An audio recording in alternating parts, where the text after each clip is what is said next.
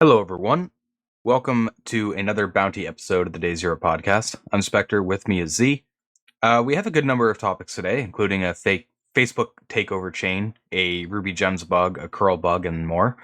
Before we get started, though, few housekeeping things to get out of the way.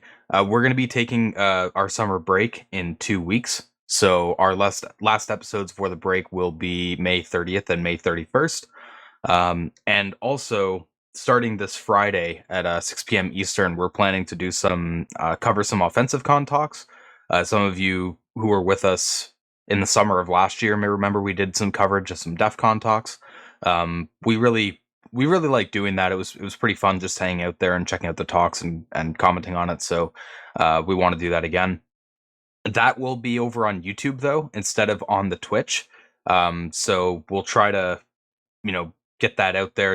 I know YouTube discoverability isn't super awesome, so we'll try to make you guys aware of that through like notifications and whatever. But yeah, we just want to cover it on YouTube because uh, Well, just to stay copyright safe. reasons, Copyright really. reasons, Yeah. exactly. Yeah.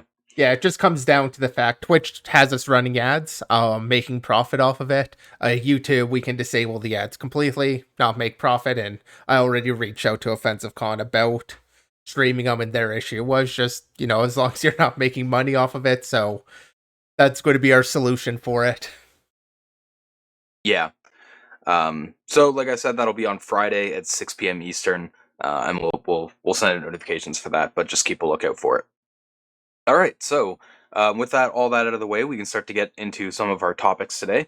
Up first, we have a post on a vulnerability in the Rubygems package manager, and it's kind of an interesting bug, but also a fairly simple one. And it's basically a design flaw in the way that versioning worked when yanking a gem. So, important thing to note here: the intent here is that you can yank down gems, but in order to yank them down, you have to have ownership of it. So you have to be authenticated as the user that owns that gem or the API key that owns it. Obviously, you don't want unauthenticated users to be able to yank your package. Problem And is, just as a minor point of clarification, yanking in this case is literally just deletion. yeah, Um, exactly. I just thought that was a weird way to phrase it. So for anybody also questions that, it's deleting the package from like their package repository. Yeah. Problem there is Ruby Gems would use a user provided slug for the versioning, and it wouldn't take into account the fact that a user could set the slug to collide with a valid package name. So the example that they give there is, say you had a Rails HTML package that you owned, and there was another package called Rails HTML Sanitizer, and then a version that you didn't own. While using the version slug, you could basically build up that other package name, add the sanitizer, 1.4.2 yourself, and yank that package. It's a little bit of a constrained scenario because it kind of depends on you as an attacker getting a package that would be contained in another package name. But it's still like that's very possible to accomplish. So Yeah, I mean, I don't feel like it's still that's noteworthy. yeah, I don't feel like that is a huge constraint because like who's going to have registered rubies dash htm, for example, or ht, or just ruby, or sorry, rails, rails dash like h or ht, or ruby's html, sani. Like just by dropping a few letters you're able to get it.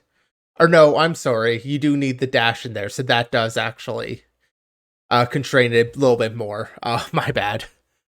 You do need to match it on the dash, so that does constrain it a bit more. And I feel like they're going to patch. This is going to be patched or already patched. I believe it is patched already. Um, but for having taken advantage of it, like there's still a lot of wiggle room for, because I mean it is a standard naming convention, so I don't know. I don't feel like that's a huge constraint, but yeah, fair shout out actually that it is a constraint. Yeah. Um, that said, kind of an interesting issue and one that's you kind of have to think about how the slugs work in order to really spot it or understand what the implications could be. So yeah, I Yeah, mean I mean, we like those types of bugs. So I like the type of bug. I've definitely kind of seen it pop up in other places. The real issue or the real thing that stands out to me is when you try and just craft a single lookup string using multiple pieces of data. Um, like ideally, have a lookup where so there's a few ways you can do it. Either having like a separator that can't be used inside of like the name inside of the slug, double colon maybe, and then you can't use double colon inside of your names. Like fair enough then, if you wanted to keep it all as one string. But otherwise, having the lookup take a version and take that separately and not joining them into just the one name, and appending multiple pieces of data into just one thing, it just creates bugs there. Like if you've got one piece of data, the slug or the version information, keep that separate from the name instead of trying to put them together. Yeah, one of those bugs that's arisen from trying to, do too much or store too much in one place. Yeah. All right. So we'll get into our next post here, which is a post from Yusuf Samuda on another Facebook vuln chain they've come up with. So Z, I'll let you take this one. Yeah, and I thought this was a pretty cool chain. Kind of takes advantage of an issue that um so at a company I used to work for, we had a bunch of templates for some of the common issues, and somebody wrote up the template for this third-party information disclosure. And it was one of those issues like I knew it existed, but I was never really encountering it. And this one is kind of going for a complete account takeover, starting from, in a sense, a third-party information disclosure. Um, what's going on here is, first of all, there's a little bit of background here. Facebook Checkpoint, if you've never heard of it, it effectively works kind of like a captive portal for Facebook. So if you've ever used like Starbucks Wi-Fi or something, you connect to it, and then any website you try and go to, it will redirect you over to their little login prompt or like terms or whatever. That's a captive portal. Same deal with Facebook. Any place you try and access on Facebook, if you're in a particular state, it'll redirect you into checkpoints. So that's where it does things like the MFA, um, any sort of temporary ban, and also in some cases they'll present you with a captcha before you can keep using Facebook. The issue on the captcha in particular, or at least that's what it's called out here, is that captcha they're using, the picture here I think is reCAPTCHA. They just say it's Google CAPTCHA, so whatever on that point, but it's a third-party CAPTCHA that they're including, so they don't include the third-party JavaScript directly on the Facebook domain or Facebook slash checkpoint. Instead, what they do is they have the Facebook sandbox domain, they include it on there, and then just have an iframe of like the CAPTCHA, and they'll communicate through that iframe. And when they include that CAPTCHA page, they're including a parameter on there. So that is the refer parameter. So that's just literally including the entire name of the URL containing this page. So the Facebook, checkpoint, whatever is in that URL just goes in that refer. And it's kind of leaking. So with that checkpoint page, it also includes a next parameter, which will be like, as soon as they're done, whatever checkpoint's holding them back for, what's the next page to be redirected to. So I can include that sort of information. And so this Facebook sandbox domain is technically able to see that. So not quite third party. I mean, Facebook sandbox, Facebook are the same company, but it is disclosing it off onto another domain. And what was interesting here is that this would include if you had a OAuth redirect. So you come back with your OAuth token, and then Facebook checkpoint, or Facebook sees that and just redirects you off checkpoint. You're going to have a URL that looks something like Facebook/checkpoint, checkpoint, and then the OAuth code being directly in there. Here we go. Just bring it up on screen there where it has the Facebook URL and OAuth, the whole callback in there in the checkpoint ID. And then in that iframe, it's going to have the normal thing, refer equals that entire URL. So that sandbox domain can potentially read what your OAuth codes are. Why does that matter? Well, Facebook sandbox it's meant for somewhat insecure content. In fact, they actually call out another feature here where they're able to get cross-site scripting in the Facebook sandbox. They call it out as an intended feature because developers can just straight up upload HTML files, including scripts that will execute on the Facebook sandbox domain. So it is a little bit of an intended thing at that point. They also Yeah, this call it is like, basically like a breach of putting sensitive data into the sandbox. It's not so much that you can execute code inside of the sandbox. Um, it's yeah, kind of that leaking across the boundary that's the problem. yeah, the XSS isn't strictly speaking the issue. Like that's not what they necessarily have to fix because there are intended use cases for this. There are ways they can do it a little bit more secure using a subdomain, which Yusuf calls out here. Just using different subdomains for different features lets you create a little bit more isolation beyond just the sandbox domain itself.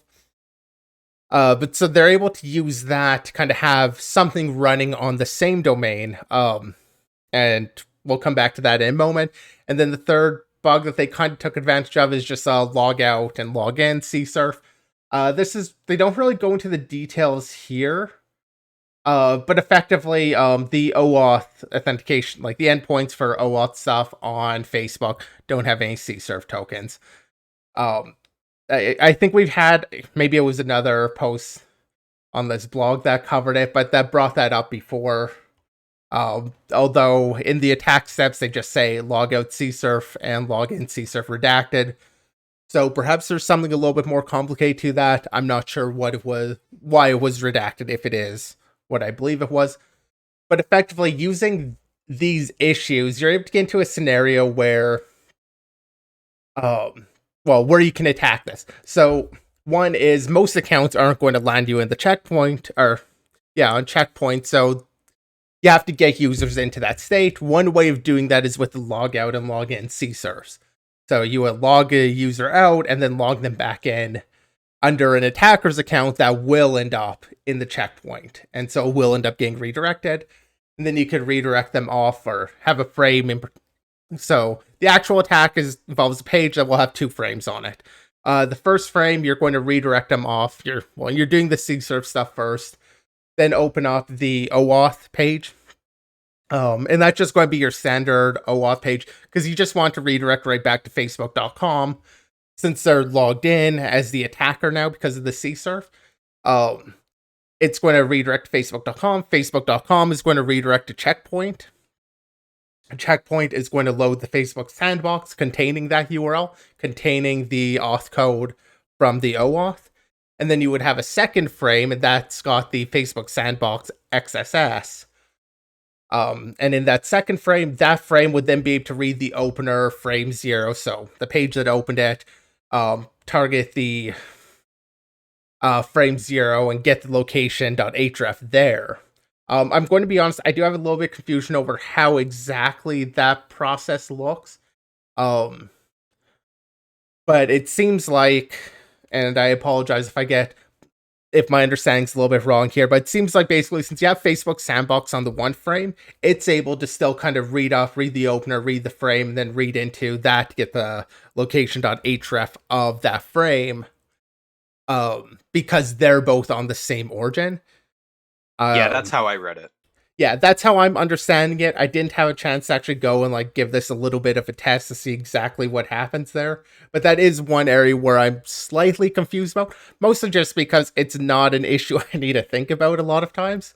Over exactly what the interplay here is of like same origin policy on accessing everything.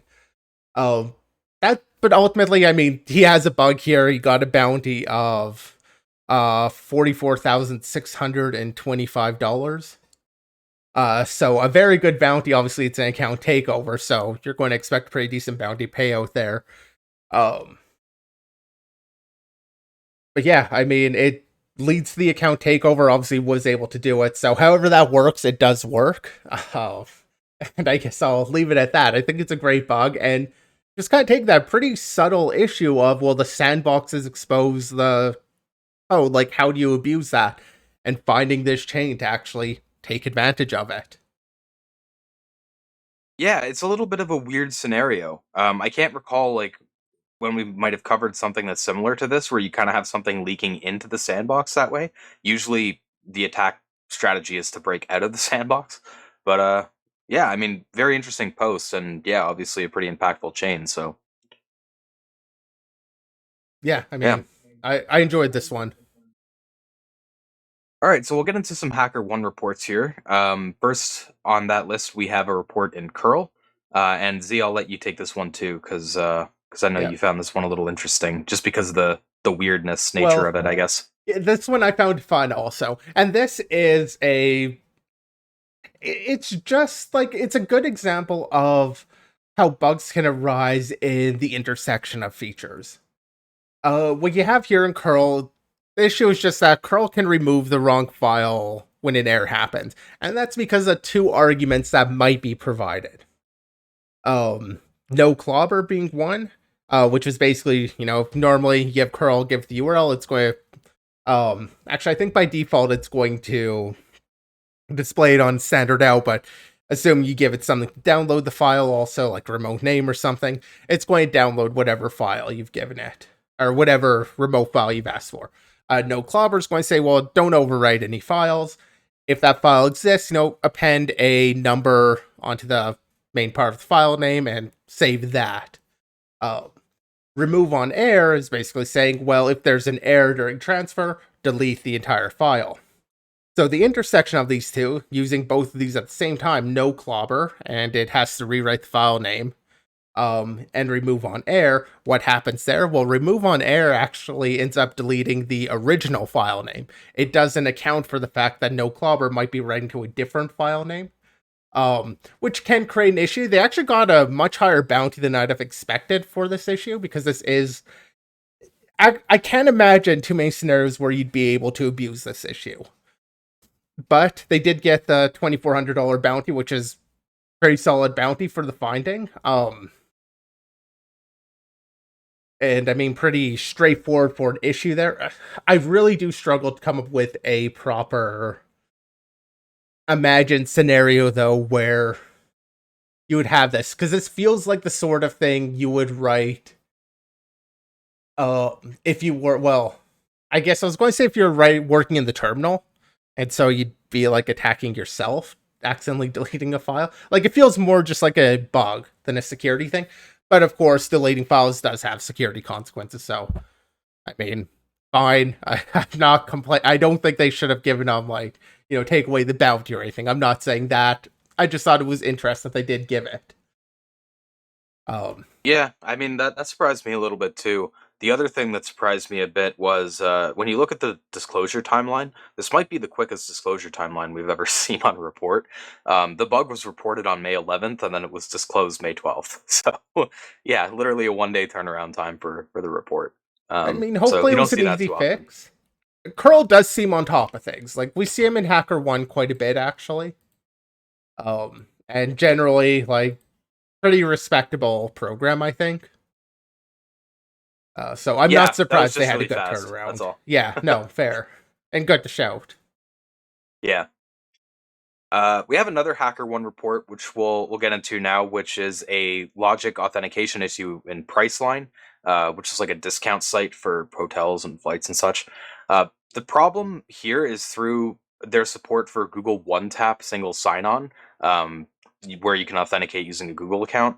And the problem mostly is that they assume emails coming from OneTap are verified and authentic, which isn't exactly the case. So there's kind of these two different types of auth that you can use with Google. You can use like the regular Google auth path, or you can use this Google OneTap. I'm not entirely familiar with like why you would want to use one over the other, but yeah, the problem is in regular Google Auth, the email would be validated, so you can't pass like an email that you don't actually own, or like claim to have ownership over a domain. But with OneTap, it kind of expects you to do that verification, and it doesn't do it, so it'll pass you this email verified field, and you're expected to check that. So the problem is, a malicious user could end up creating a G Suite using the trial or whatever, which has the domain of a victim email domain, and use that to hijack an existing account, provided that domain isn't already registered with G Suite. Priceline will then take that email, says, okay, this matches an existing user or the victim, and it'll authenticate you in. Kind of a strange issue, though I can kind of see why you'd expect an email coming from OneTap to be verified and for people not to be able to pass like domains they don't have ownership over. But yeah, that assumption just turned out to be false here. Um, and yeah, like you can check the back end auth docs page, and it kind of states this exact issue that you can run into. But yeah, developers weren't aware of that for Priceline here. Yeah, Um, it's definitely a weird edge case, and also a bit of a yeah, weird inconsistency from Google to have one service where that isn't possible, and then the other service they allow it. yeah, Um, I'd be curious on like the philosophy there, like why they don't verify it on their end. Um, I imagine there has to be like some legitimate reason, but I'm just not that familiar with OneTap to be able to comment there. But yeah, I mean, interesting report nonetheless. I mean, I would hope there's reason, but there could just straight up be, one developer was lazier than the other, or just didn't think about it. Could And be. just decided like, oh well, this is good enough. We're still letting them know, but we're not bothering to do like this extra check. I don't know. I mean, that is maybe putting a little bit of ballast or just whatever on the developers, which I'm not a big fan of doing. But it is odd to see that disconnect where you do have two services, but Google's a pretty large company, so different discussions and different opinions. Because having that case isn't all that uncommon. There are other services that just provide a is verified um attribute like the OneTap does. So I mean it's a valid choice to do that. Yeah. So overall, that ended up getting paid a $1,500 bounty, which isn't too surprising because you're talking about a site that has like services and stuff, and account takeovers are pretty serious in that regard. All right, so we'll get into our last hard topic here before we get into shoutouts, which is a little bit of a meme in F5's Big IP iControl REST service. Though the issue is actually quite an interesting chain, and it's not as simple as I saw this bug getting reported. Because there was a lot of posts on social media like, "Oh, this is just a straight up code execution endpoint," which is kind of true, but there's a little bit more involved with getting to that point. So right immediately at the top, you'll see in the POC, they post a request to this management TM util bash endpoint, which, as the name suggests, it's an endpoint you can send commands to, and they'll get executed on the machine.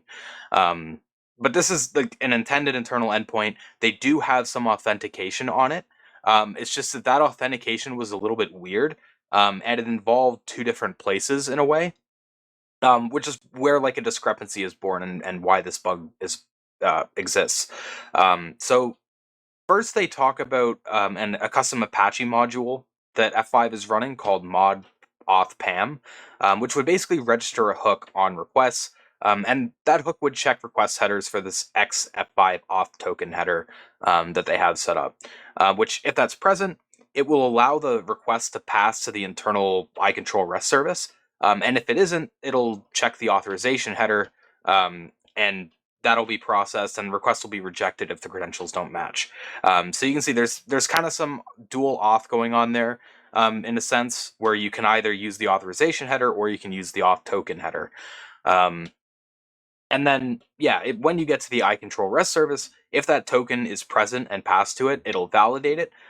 If it isn't, it just continues onward without the token, kind of assuming that authentication has already taken place. Because from the developer's perspective, the only way you could get to the iControl REST service without a token being present is if you passed a valid authorization header. So far, this seems pretty reasonable. You have to provide a token header to get into the iControl REST service without authorization, and that token will get checked if it's provided. The problem is that XF5 auth token header check, or presence check, is done before the connection header ends up getting processed. So you can stick it in the connection header, which that handler won't recognize that header for the connection header. It'll get dropped. And then the token gets dropped from the request, which gets passed to iControl REST service. But mod auth PAM thinks it's still getting passed in. So you're kind of slipping through the two different ways you could authenticate, Yeah, and just and dodging both checks essentially. just kind of clarify a little bit. The connection header. So that's one of the HTTP. They're called like the hop by hop headers. It's something that a as like you're going through different proxies and stuff, they can use that to say like, hey, any headers that I provide in this connection header, you can drop those headers, like don't pass them along. So that's why in this case, when you provide the connection header with the X F5 auth token, it's going like, okay, I need to drop this header before I pass it on to the next service. Which is where you get this issue. And I do think there is kind of an earlier, more fundamental issue, just being the fact that they kind of fail open. No token equals authorized. Uh, can work, but the fact they do have one system that comes through with the token to be verified and one that doesn't, just I wouldn't. That's a breeding ground for more bugs. Like it's just overcomplicating things a bit. I feel like if they really want to do this, a better route would be, using maybe. I hate to even recommend JWTs because they have so many issues, but having something that the front end server could also verify, or using like a callback that the front end sends a callback for to get the server to verify before letting it through, like before proxying it. There are a few other ways. I mean, that is adding a bit more complexity in a sense too, but I don't like this dual split at all. Like seeing that and seeing the option where if you don't have it, it's just like fail open. Uh, just rings alarm bells to me. As like there might be something here. In this case, they did have to abuse it by going with that connection header. That's kind of the key that holds this one together, is the fact they could drop it. On a whole, like I think it's a cool little bug. But yeah, I just wanted to call out on the connection header, because that is kind of what it's supposed to do, is indicate what to drop. Among other things, obviously, most people would be familiar from keep alive type headers, connection keep alive to keep it open. Yeah. So yeah, I kind of agree. This system almost seems designed in a way to fail or to have some problems in it. But yeah, there is some other stuff in this post too that they cover to be able to exploit it. The host header has to be set to localhost, and the connection header has to include an X forwarded host. But yeah, the main problem there is just the fact that um, you can slip through the cracks a little bit there and get past one check, which could then get dropped for another check. So yeah, like I said, it's a little bit more complex of a path to be able to reach that bash endpoint than was being reported in some places. But yeah, like Z was saying, it could have been designed a lot better. That's for sure. So that's why I was continuing with the kind of being a bit of a meme. Yeah, I mean the design, like I can appreciate a system that does like front loads the authentication before you can actually hit application code. You have to pass the auth check. I think that's a fair and intelligent design decision. It's the fact they're still kind of passing things through and having like this weird setup that's creating the issues. Not so much just the fact they do early auth, which is something I actually support doing. But ideally, you would do the early auth and you would pass in trusted values that can read like, here's the username and here's that. That way you kind of centralize auth. But that's getting into, architecture that we don't need to dig into this episode. All right, so we'll get into our shoutouts now. We have two of them today. Our first one here is a post about underrated bugs, which I'll let Z get into because I know he had some things he wanted to call out from this one. Yeah, I figured this was just going to be a shout out. Good little post about, I mean, it's not actually that little, just about some underrated vulnerabilities that in a lot of bug bounty programs, they're just going to reject outright. Usually won't like you just report them like Clickjacking and stuff. And this is looking for, well, how do you take those issues and how do you actually prove a security consequence from them? And giving you some ideas on how you chain these bugs with other things to actually create something that's potentially useful. Um, there's nothing that's really new or novel here, but it is laying it out, I think, in a pretty good way. So I at least want to call it out here. And they go through the few things here: clickjacking with CSS injection, drag and drop XSS, cookie bomb, and log out, log in, CSRF with self XSS. I think are kind of the main set of them. But effectively different change just to keep in mind, because some of those bugs can be overlooked or can be seen as non-issues until you can prove that there is a security consequence, and this will just give you some ideas on how to actually go about that. Yeah.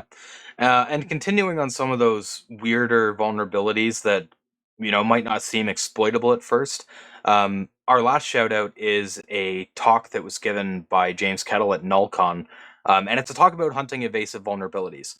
So talking about vuln discovery at kind of a meta level, some of the methodology, and talking about some of the types of vulns that get ignored for one reason or another, as well as some misconceptions and kind of challenging you to reconsider them. So, for example, request smuggling is one thing they talk about. They were showing how it was presented at DEF CON in 2016, and then they have this graph that shows, after 2016, there wasn't much uptake of trying to report that issue or try to find more of that issue, and that request smuggling didn't really take off until it was talked about again in 2020.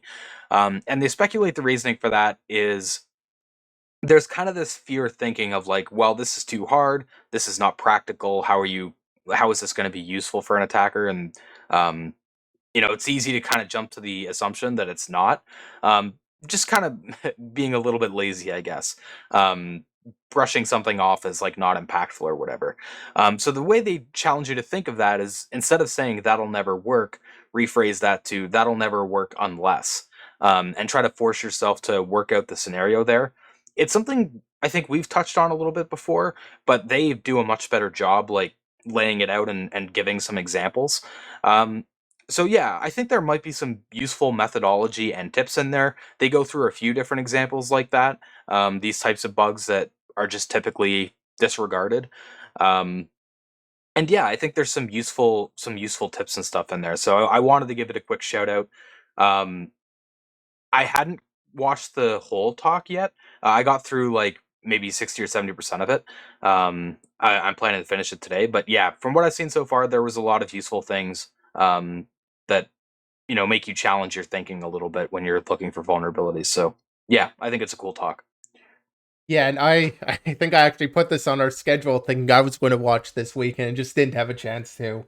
Ended up being fairly busy, so I haven't looked at it. But just from the title alone, it's specifically on the vulnerabilities that were missed. Or at least from that is an interesting aspect, because I'm sure everybody kind of wonders either, if you do an engagement, what did you miss, or and why did you miss it, or if you did miss it.